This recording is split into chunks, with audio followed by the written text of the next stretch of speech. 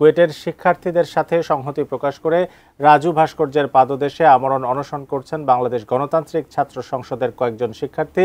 সেখানে আছেন আমাদের সহকর্মী স্বপন আহমেদ। বিস্তারিত জানতে যুক্ত হচ্ছি তার সঙ্গে। স্বপন, এই যে সংহতি প্রকাশ করা, সেই সংহতি প্রকাশ করা নিয়ে আসলে যারা এখন অনশন করছেন তারা কি বলছেন, সর্বশেষ পরিস্থিতিটা আমাদের জানাবেন।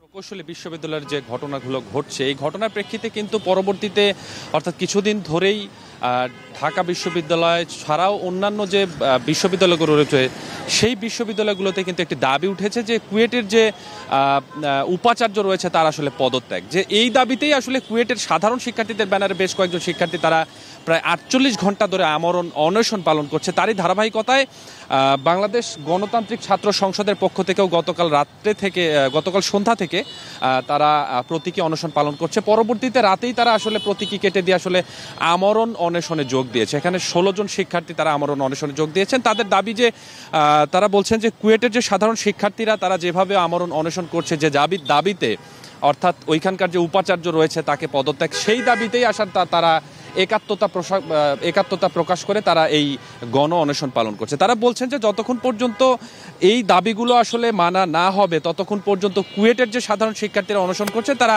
একইভাবে এখানে ধারাবাহিকভাবেই আসলে তারা এই অনশন পালন করবে। পাশাপাশি আপনি নিশ্চয়ই জানেন যে গতকালকে ঢাকা বিশ্ববিদ্যালয়ের সাধারণ শিক্ষার্থীদের ব্যানারে শাহবাগ মোড়ে একটা আন্দোলন করা হয় এবং সেখান থেকেও একই দাবি, এবং কুয়েটের যে সাধারণ শিক্ষার্থীরা যে দাবি নিয়ে আন্দোলন করছে সেখানেও তাদের পক্ষ থেকেও সংহতি জানানো হয় এবং সেখান থেকে আজকে বেশ কিছু কার্যক্রম আসলে রাখা হয়। সকাল থেকে বিভিন্ন বিশ্ববিদ্যালয় সহ বিভিন্ন কলেজে অর্থাৎ শিক্ষা প্রতিষ্ঠানে ক্লাস বর্জন, এছাড়াও মিছিল, সমাবেশ, বিভিন্ন ধরনের এই দাবিতেই কিন্তু অর্থাৎ কুয়েটের যে উপাচার্য রয়েছে তার পদত্যাগের দাবিতে কুয়েটের সাধারণ শিক্ষার্থীদের সাথে সংহতি প্রকাশ করে এই দাবিগুলো আর সারা দিনব্যাপী কিন্তু